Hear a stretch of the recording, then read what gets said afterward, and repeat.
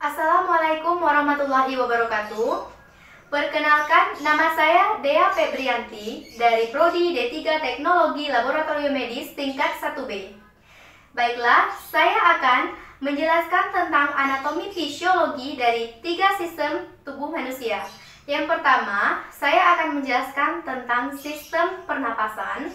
Yang kedua, sistem saraf. Dan yang ketiga, sistem peredaran darah. Langsung saja saya akan menjelaskan tentang sistem yang pertama, yaitu sistem pernapasan. Sistem pernapasan adalah sebuah proses di mana masuknya oksigen dan keluarnya karbon dioksida.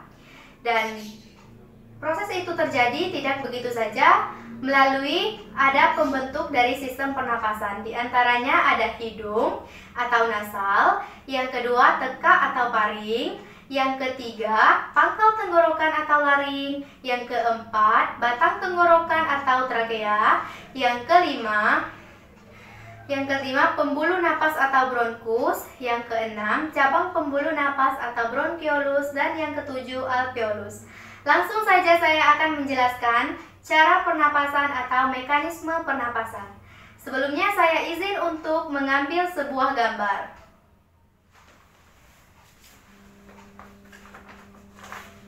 Di sini saya ada gambar sistem pernapasan, di mana dimulai dari rongga hidung hingga ke alveolus.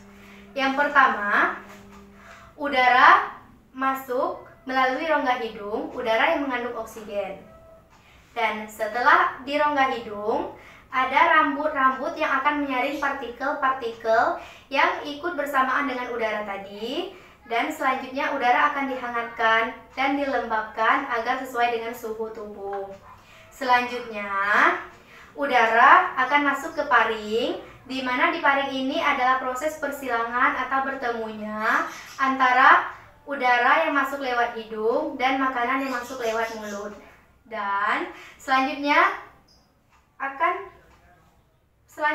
ke laring, di mana di laring ini proses pemisahan antara udara yang masuk lewat hidung dan makanan yang masuk lewat mulut, di mana akan dipisahkan dan dimasukkan di salurannya masing-masing, karena di laring ini terdapat epiglotis yang berfungsi untuk mengatur masuknya udara dan makanan ke salurannya masing-masing. Seperti ketika makanan ditelan, maka laring akan bergerak ke atas dan mendorong epiglotis agar menutupi glotis. Di mana glotis ini sendiri adalah proses bukaan trakea atau bagian dari pernapasan. Jadi, ketika glotis tertutup dan makanan sudah berada di esofagus dan menuju ke lambung, maka glotis yang tertutup tadi akan kembali terbuka dan udara dari paring akan masuk ke laring.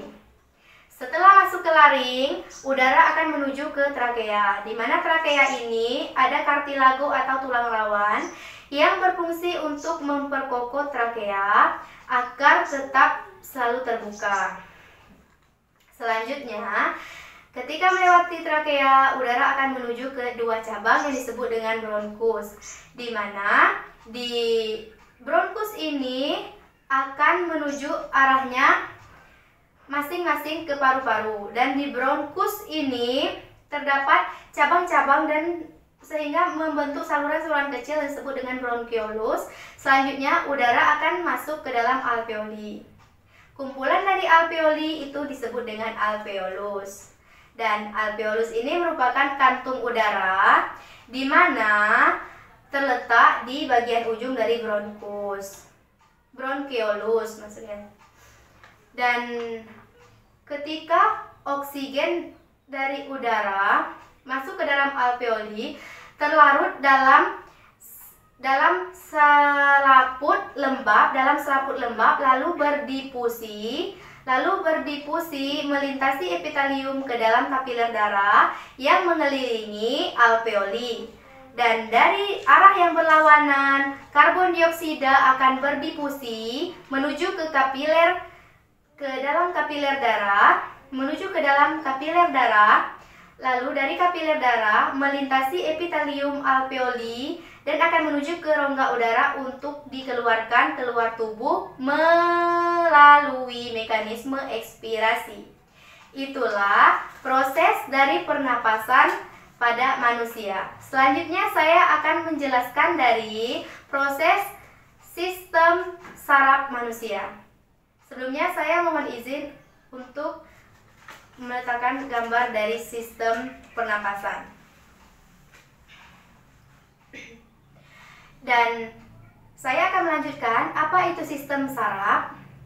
Sistem saraf atau secara umum dikenal dengan sistem koordinasi, yaitu sebuah sistem yang mempunyai tugas untuk menyampaikan rangsangan ke reseptor agar dapat dideteksi dan direspon oleh tubuh. Dan tentu saja semua itu terjadi tidak begitu saja, melainkan ada jaringan penyusunnya. Jaringan penyusunnya itu terdiri atas dua, yaitu ada neuron dan neuroglia. Apa perbedaan antara keduanya? Baiklah, saya akan menjelaskan tentang neuron.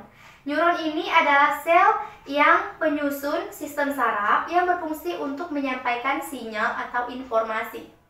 Seperti contoh, ketika seseorang ingin menggerakkan tangannya, maka otak akan merangsang menuju neuronnya ke otot tangan agar tangan bergerak. Dan dari definisi tersebut bisa kita simpulkan bahwa neuron ini merupakan suatu sel yang berfungsi untuk seperti messenger atau mengirimkan informasi, dan informasi itu berupa sinyal, Sedangkan neuroglia itu sendiri merupakan sel yang bukan termasuk mengirimkan informasi, tidak sama seperti neuron, tetapi neuroglia ini lebih mengarah kepada pemberi nutrisi atau pemberi support atau pemberi oksigen dan melindungi neuron agar neuron ini tetap bekerja dengan maksimal. Dan dari sel-sel tersebut, yaitu neuron dan neuroglia, dan tersusun sedemikian rupa sehingga membentuk dua divisi, yaitu yang pertama sistem saraf pusat dan sistem saraf tepi. Apa perbedaan keduanya? Sistem saraf pusat itu mempunyai dua struktur, yaitu otak dan sumsum tulang belakang, dan sistem saraf pusat itu terletak di bagian pusat atau bagian tengah-tengah tubuh manusia. Dan izin untuk mengambil gambar dari sistem saraf pusat dan sistem saraf tepi. Seperti di gambar, sistem saraf pusat itu berada di otak dan sumsum tulang belakang. Sedangkan sistem saraf tepi berada di bagian tepi-tepi tubuh atau di bagian ekstreminalis tubuh, yang bagian luar dari sistem saraf pusat. Dan sistem saraf tepi itu sendiri memiliki komponen, yang salah satu komponennya itu ada nervus. Sebelum saya menjelaskan tentang nervus, saya akan menjelaskan tentang anatomi neuron, karena nervus ini nanti akan berkaitan dengan neuron. Dan baiklah, saya akan mengambil gambar dari neuron dan akan menjelaskannya. Seperti di gambar, neuron itu terdiri atas beberapa bagian. Yang pertama seperti cabang, yang gambarnya seperti cabang, itu disebut dengan dendrit. Dendrit ini berfungsi untuk menerima stimulus yang akan menyampaikan rangsangan terhadap neuron agar memberikan sinyal. Selanjutnya, setelah dendrit setelah bagian dendrit itu di sekitaran dendrit dan di tengahnya ada inti, itu disebut dengan badan sel atau soma. Selanjutnya ada akson, dan akhir dari akson ada terminal akson. Dan itulah anatomi dari neuron. Dan apa hubungan neuron dengan nervus tadi? Karena nervus itu tersusun atas ribuan atau jutaan akson, dan akson terdapat pada neuron, dan juga nervus itu tersusun dari beberapa jaringan ikat. Dan dan nervus itu sendiri terdiri atas dua. Yang pertama cranialis, Dan yang kedua spinalis. Cranialis itu adalah suatu nervus yang berasal dari otak dan akan menyebar di tepi tubuh, sedangkan spinalis itu yang berasal dari sumsum tulang belakang. Sumsum tulang belakang dan akan menyebar di tepi tubuh. Dan nervus itu akan bergerak sesuai lokasi yang berbeda di dalam tubuh. Itulah definisi atau itulah penjelasan dari sistem saraf manusia. Selanjutnya saya akan menjelaskan tentang materi yang ketiga, yaitu sistem peredaran pada manusia. Apa itu sistem peredaran pada manusia? Sistem peredaran darah pada manusia itu adalah proses terjadinya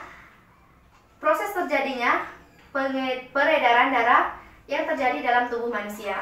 Tentu hal itu tidak terjadi begitu saja, melainkan ada organ penyusun atau pembentuk dari sistem peredaran darah itu sendiri. Di antaranya yaitu satu jantung, yang kedua peredaran darah, dan yang ketiga darah.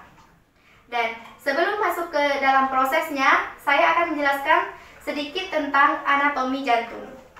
Saya mohon izin untuk mengambil gambar dari jantung.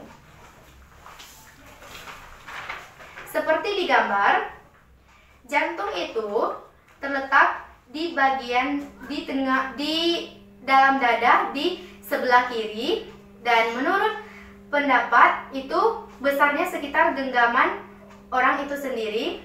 Dan jantung memiliki 4 ruang, diantaranya seperti gambar itu dijelaskan, itu ada serambi kiri, ada serambi kanan, ada bilik kiri, dan ada bilik kanan. Setiap ruang pada jantung itu ada katup yang disebut katup jantung yang berfungsi agar darahnya tidak tercampur. Dan itulah sekilas anatomi dari jantung. Selanjutnya saya akan menjelaskan tentang jaringan pembuluh darah. Yang pertama ada arteri atau nadi, yang kedua aorta, yang ketiga pembuluh nadi, yang keempat pembuluh kapiler, yang kelima balik, dan yang keenam arteri pulmonalis, dan yang ketujuh ada vena pulmonalis. Langsung saja saya akan menjelaskan tentang proses terjadinya peredaran darah dalam tubuh manusia. Sebelumnya saya mohon izin untuk mengambil gambar. Seperti di gambar, darah itu dari serambi kiri menuju ke bilik kiri akan berhenti sejenak di aorta. Setelah di aorta akan mengalir ke seluruh tubuh melewati arteri atau nadi. Setelah melewati arteri dan nadi sampailah ke seluruh tubuh, dan dari ke seluruh tubuh akan dibawa kembali ke serambi kanan melewati bilik atau vena. Dari serambi kanan itu menuju ke bilik kanan. Dari bilik kanan, darah akan dibawa ke paru-paru melewati arteri pulmonalis. Di paru-paru terjadinya proses pernapasan di mana masuknya oksigen dan keluarnya karbon dioksida itu secara bersamaan, sehingga ketika darah yang masuk ke dalam paru-paru ini mendapatkan oksigen yang masuk, itu darah akan mengikat oksigen sehingga darah yang keluar dari paru-paru menuju ke vena pulmonalis adalah darah yang mengandung oksigen.